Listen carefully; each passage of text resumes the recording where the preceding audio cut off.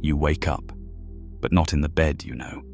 Before you stretches a long, narrow corridor, tiled in dark stone. The tiles fit tightly together, cold as if they had just stepped out of winter. The only light seeps from thin cracks in the walls, strands of silver that tremble with each beat, as if they are breathing. With every pulse, the light throbs harder, giving you the strange sensation that the wall itself has a heart, and it is beating in time with yours. The air is thick with the scent of old wood and the chill of damp stone. You feel each cold breath slip into your nostrils, travel down to your lungs, and settle somewhere deep in your chest. Your skin prickles, the fine hairs on your arms standing on end, and your breathing shortens. Somewhere far away, faint and unclear, you hear the sound of dripping water, but you can't tell from where. It echoes rhythmically, blending with your heartbeat into a strange, uneasy tempo. You start walking.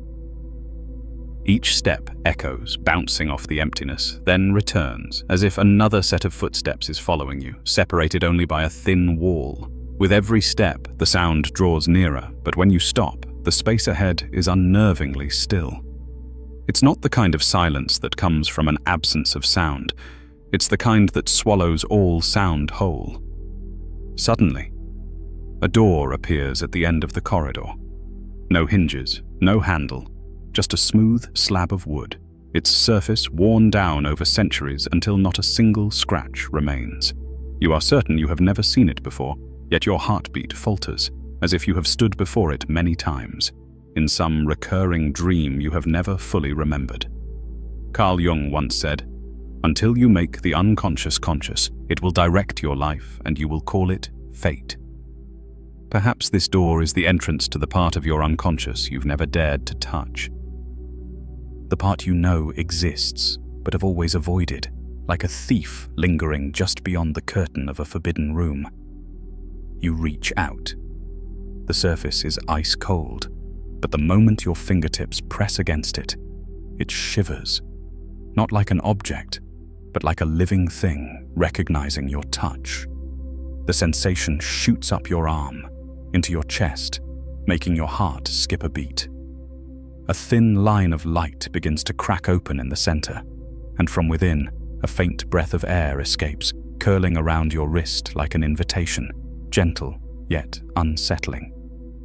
In that instant, an image flashes in your mind. A white path stretches endlessly between two sheer cliffs. At its far end stands a still figure, unmoving, yet you are certain they are looking straight at you. Somehow you know the distance between you is not measured in steps, but in the things you have not yet faced. If this is not an illusion, then who is waiting? And why do you know that gaze when you have never seen it before? You step through the narrow slit of light. It closes behind you, as if you've just left one world and there is no way back. The space inside is unlike anything you have ever known. The ceiling soars into darkness, hidden from sight, but covered in countless antique clocks, dozens, hundreds, each keeping its rhythm. The hour hands, minute hands, and second hands move like independent hearts, composing a dissonant symphony of tick, tock, uneven and unmatched, as if time does not flow straight but coils into a spiraling maze. You walk on and notice something strange. Whenever you approach a clock, its ticking stops. The hands freeze, pointing to a moment in time.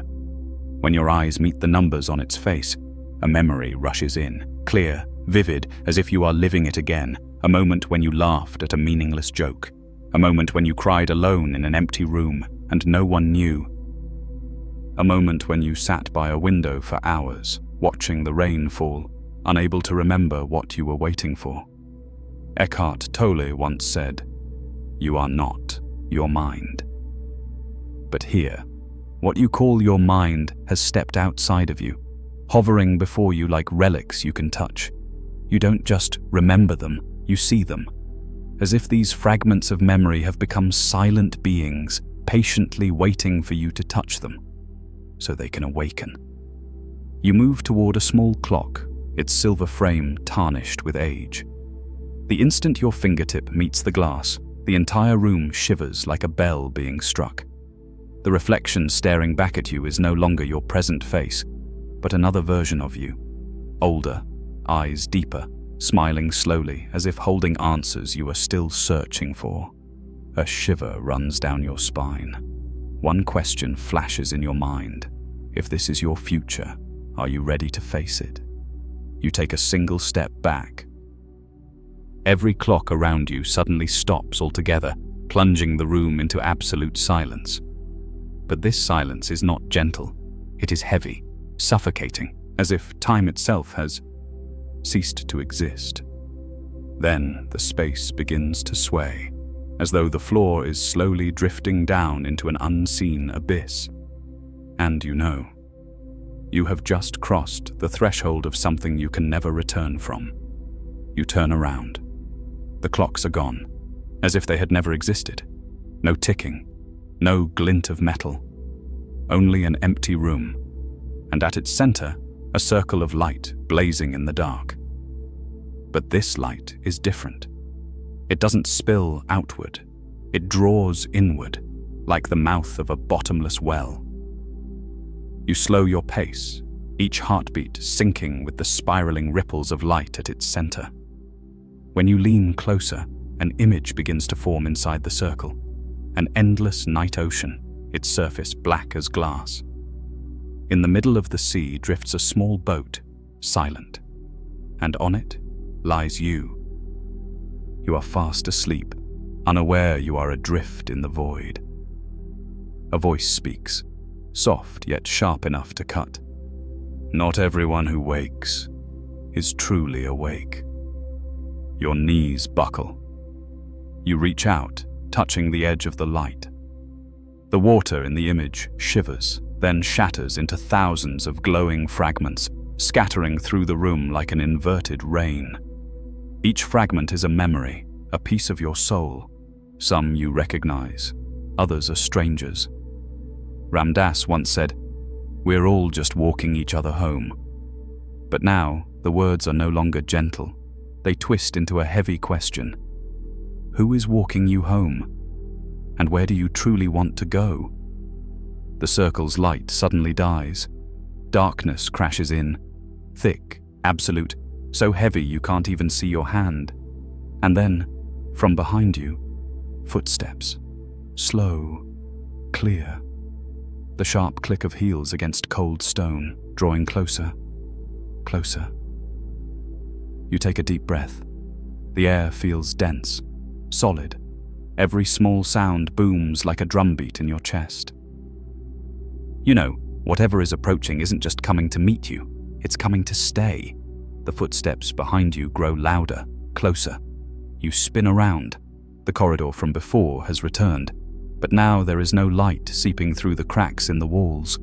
The breathing of the stone is gone. The space is a dense, solid mass of darkness, as if you've been swallowed into the shadow of your own body. You start to run. But with every step, the space narrows, the walls slowly pressing in on either side.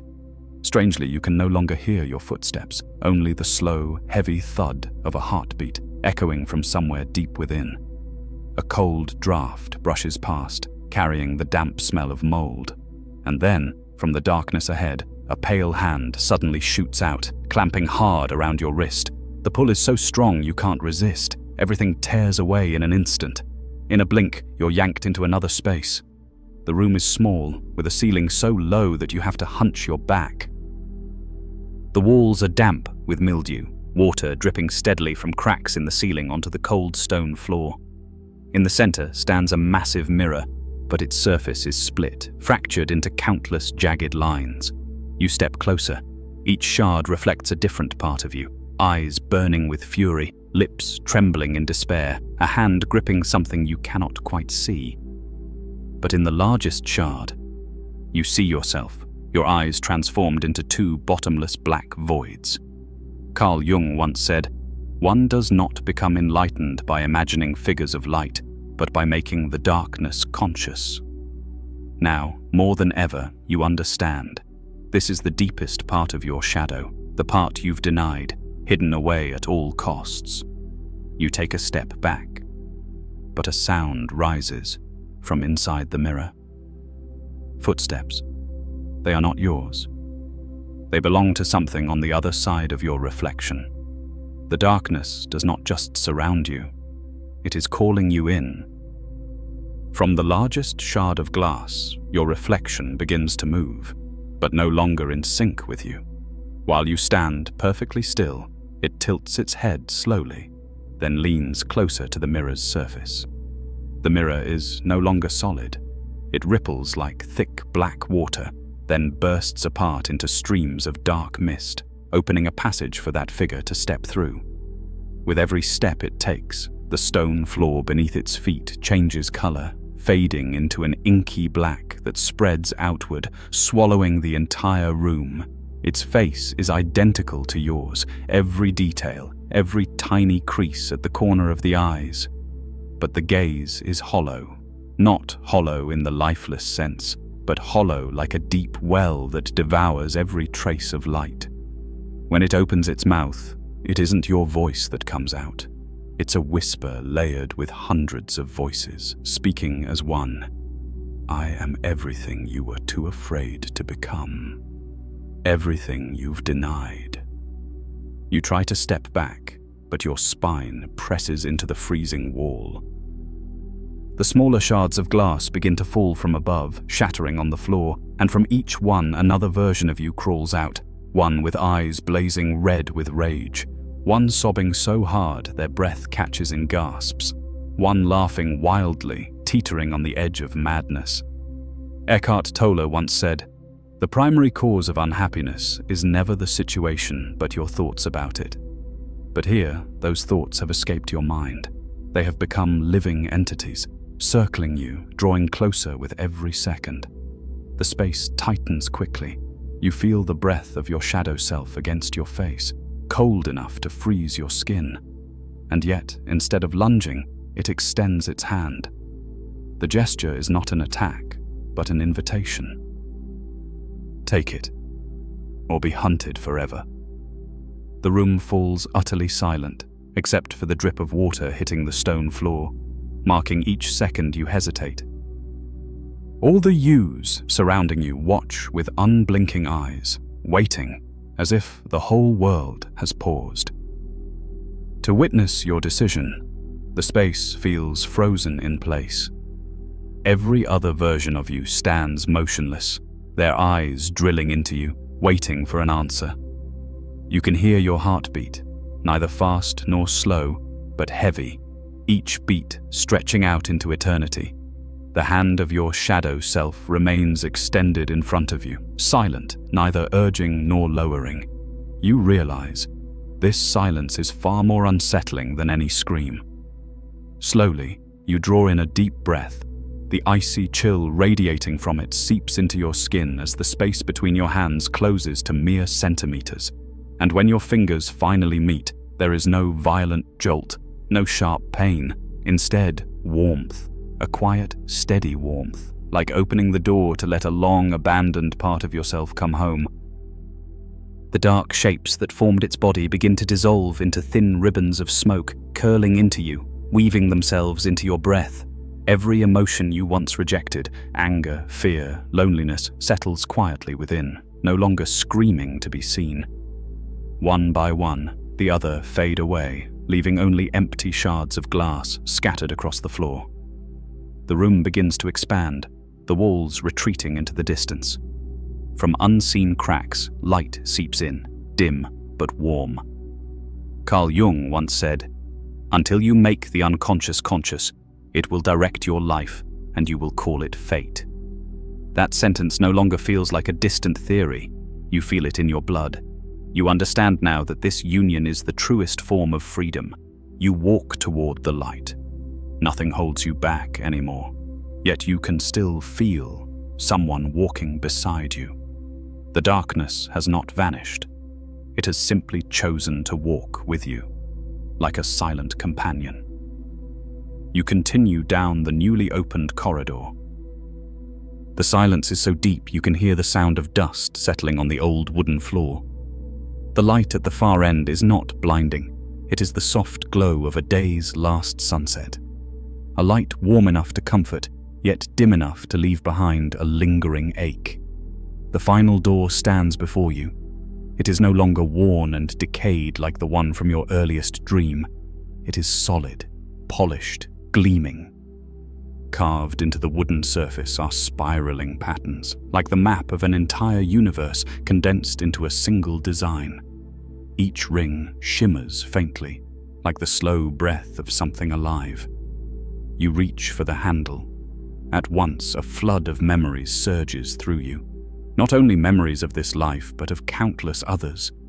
You see yourself rowing across a river shrouded in white mist, feeling the damp grain of the oar beneath your hands, hearing the soft slap of water against the boat's side.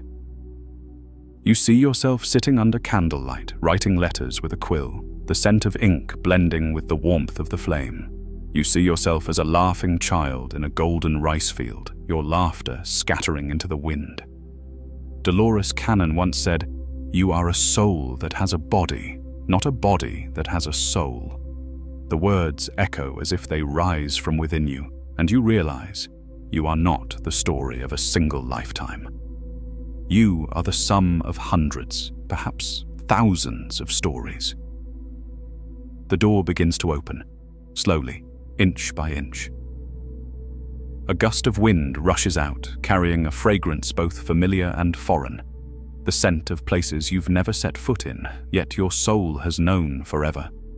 The smell of wood burning in a winter home, the scent of wet grass after a summer rain, the ocean's breath as the sun first rises. You stand there, one foot ready to cross, yet your heart hesitates, because you know. Stepping through this door means there will be no going back. On the other side of the door, there is no sky. Instead, an endless expanse stretches out, veiled in a thick white mist, like a sheer curtain that hides all forms from view. Suspended within the mist are thousands of tiny lights, each glowing in its unique hue, pulsing gently like the breath of sleeping souls. You step softly, and with each movement, the mist trembles. The nearest lights begin to respond. When your gaze meets one of them, an image bursts into your mind.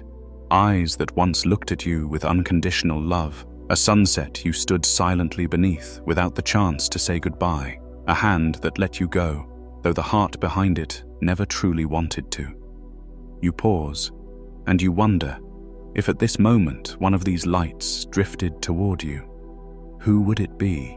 The ground beneath your feet shifts constantly. At times cold cobblestone, at times soft grass soaked in dew, at times a series of stone steps leading down to a still, silent lake. Yet within this serenity, something feels wrong. In the distance, through the mist, one light glows a deep, furious red, spinning wildly as if trapped in an invisible storm. You draw closer to the lake. On its surface, your reflection does not appear. Instead, you see three symbols swirling slowly: an ancient key, a white bird with wings outstretched, a vortex spiraling into darkness. Each symbol feels like a question without an answer. A faint ripple spreads across the water, and from its depths, a pale, ghost-like hand rises, slow, deliberate, yet heavy with desperation. Ram Dass once said, "We're all just walking each other home." But here, it's clear. Someone has not yet found their way back, and that red light, it is drifting straight toward you. On the other side of the door, there is no sky. Instead, an endless expanse stretches out, veiled in a thick white mist, like a sheer curtain that hides all forms from view. Suspended within the mist are thousands of tiny lights, each glowing in its unique hue, pulsing gently like the breath of sleeping souls. You step softly, and with each movement, the mist trembles. The nearest lights begin to respond. When your gaze meets one of them, an image bursts into your mind. Eyes that once looked at you with unconditional love, a sunset you stood silently beneath, without the chance to say goodbye. A hand that let you go, though the heart behind it never truly wanted to. You pause, and you wonder if at this moment one of these lights drifted toward you. Who would it be? The ground beneath your feet shifts constantly, at times cold cobblestone, at times soft grass soaked in dew, at times a series of stone steps leading down to a still, silent lake. Yet within this serenity, something feels wrong. In the distance, through the mist, one light glows a deep, furious red, spinning wildly as if trapped in an invisible storm. You draw closer to the lake. On its surface, your reflection does not appear. Instead, you see three symbols swirling slowly. An ancient key, a white bird with wings outstretched, a vortex spiraling into darkness. Each symbol feels like a question without an answer. A faint ripple spreads across the water, and from its depths, a pale, ghost-like hand rises, slow, deliberate, yet heavy with desperation. Ram Dass once said, "We're all just walking each other home." But here, it's clear. Someone has not yet found their way back. And that red light, it is drifting straight toward you. The moment your hand clasps the other, a burst of red light explodes, shattering into thousands of glowing shards, spiraling around you both like fragments of illuminated glass. The initial cold vanishes, replaced by a gentle warmth that seeps into every nerve, every breath. From the water, a figure steps forth. Your breath catches. It is you, but worn to the bone, shoulders bent as if carrying the weight of the world for far too long. The eyes, strange, yet painfully familiar. Eyes that have seen too much and borne it in silence. This other you says nothing, only hands you an object, a fragment of a mirror. When you peer into it, you don't see your face as it is now. You see a weave of moments layered together. Nights you cried quietly, unseen. Times you smiled through pain. Moments you buried your real feelings just to appear strong for others. You want to look away, but the eyes in the reflection hold you fast. A phrase from Eckhart Tolle rises in your mind. Realize deeply that the present moment is all you ever have. And in that instant, you understand. To live fully in this moment, you must embrace the fragments you once rejected. No more hiding, no more splitting yourself in two. You step forward and wrap your arms around this version of yourself. There is no longer space between you, no longer two beings. As your bodies merge, the mirror shard in your hand melts into light, seeping into every cell of your being. The two of you become one, a self that is not perfect but whole. Immediately, the world around you begins to tremble.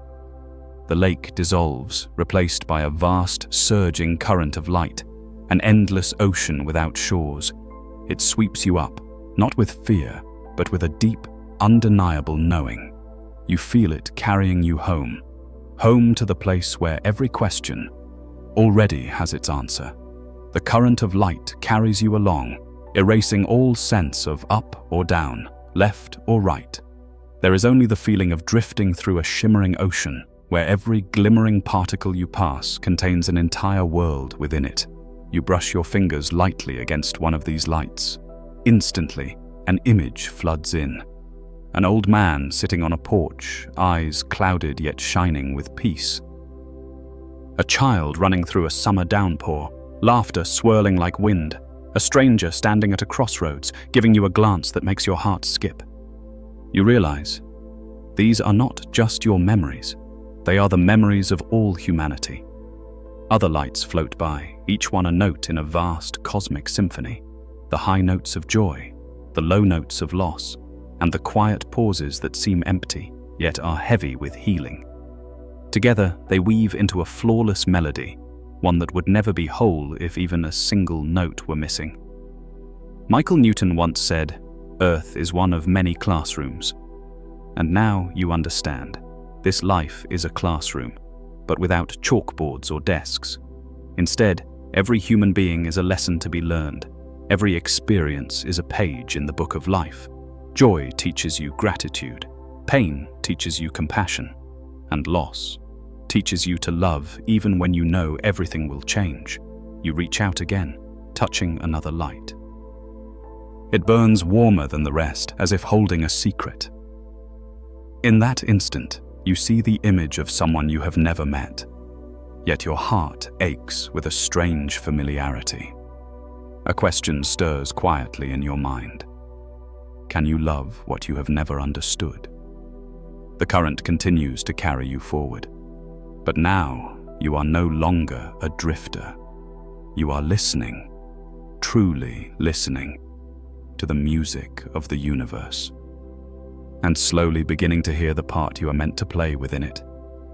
The current of light carries you into an open space where all the scattered lights gather into a single colossal sphere.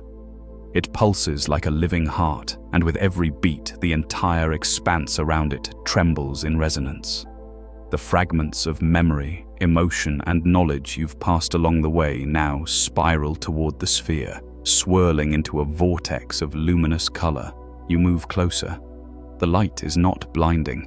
It is warm, like the glow you've stood beneath long ago, though you cannot recall when. As your hand reaches out to touch it, the boundary between you and it dissolves. You become part of its heartbeat. All the questions that have haunted you, who am I? Where do I belong? What does any of this mean? Dissolve like mist in sunlight. You realize they were never meant to be answered in the way you once thought. They were loops, delicate spirals designed to lead you back to a single truth: love. Not romantic love, not love bound by condition, but the original, all-encompassing love, holding everything, everyone, and every moment within it. Dolores Cannon once said, "You are a soul that has a body." Now you understand this is not a theory to be remembered, but a truth to be lived. You are no longer a solitary being adrift in the cosmos. You are the lifeblood of the universe, and the universe is the rhythm of your heart. In this moment, there is no need to hold on, and no need to let go, no need to understand, and no need to forget.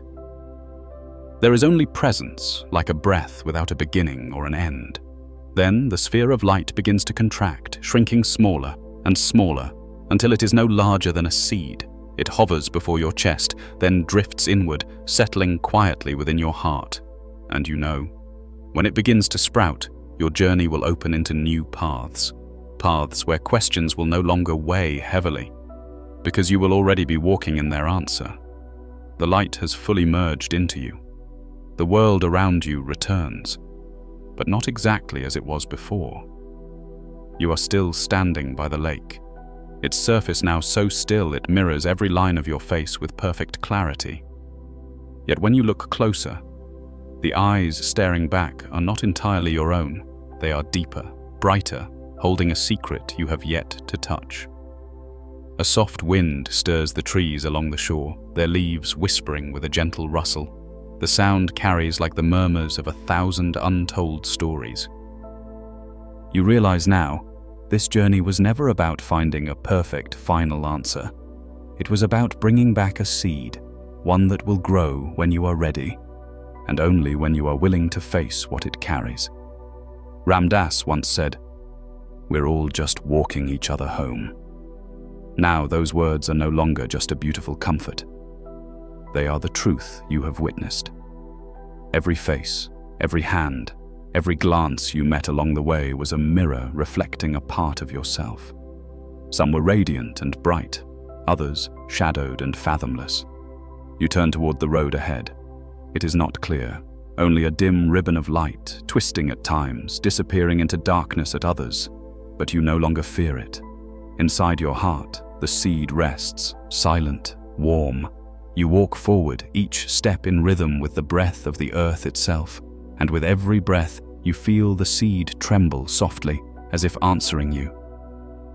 Perhaps when it finally begins to sprout, it will not only change you, it will change the world around you. And somewhere, far away, yet impossibly close, someone is waiting for you, not to hand you the answer. However, to move on to the next lesson, you walk deeper into the faint, misted path ahead.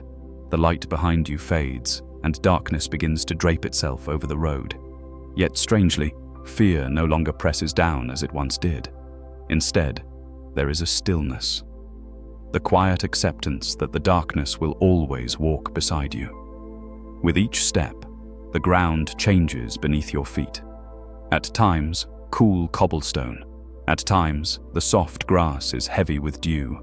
At times, rotting wood creaks under your weight. It feels as though you are walking through the layered memories of your own life, each sound underfoot, a reminder that everything leaves a trace. From far ahead, a faint sound drifts toward you, unclear whether it is the wind, water, or a voice. You stop, tilting your head to listen. It comes again, low and slow. It's time. Your heartbeat quickens, not from fear, but from the recognition. It is your voice. Older, deeper, calmer. It does not push, it does not command. It simply invites. Eckhart Tolle once said, "Life will give you whatever experience is most helpful for the evolution of your consciousness." And you understand now. Wherever you are headed next, it will be the experience your inner seed needs to grow. Perhaps the only thing you must do is keep walking, with both light and shadow at your side. A gentle wind passes. Ahead, in the darkness, a single point of light flickers. You smile softly and step toward it. You move toward the single point of light, realizing it is not still. It sways gently as if leading the way, and around it, smaller streaks of light orbit like planets around a hidden sun.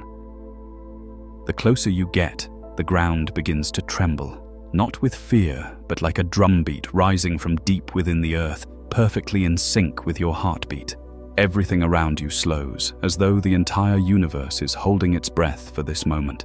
From within the whirl of light, a hand reaches out. Unlike the trembling hand that once emerged from the lake, this one is strong, steady, and warm. It opens toward you, inviting you to step through an invisible doorway. Carl Jung once said, "The privilege of a lifetime is to become who you truly are." Your hand hovers just centimeters away from theirs. A question arises, not in words, but in sensation. If you step through, you will no longer be who you are now. Are you ready? The light begins to spread across your fingers, warming them. You touch. The scene fades to black. Only your heartbeat remains, and a faint whisper, "We still have much to say to each other." Then, just before everything sinks into silence, a strange sound rings out, the metallic clang of chains hitting a stone floor echoing from somewhere far away. A flash of light bursts for the briefest moment, revealing a pair of eyes watching you. From beyond the darkness,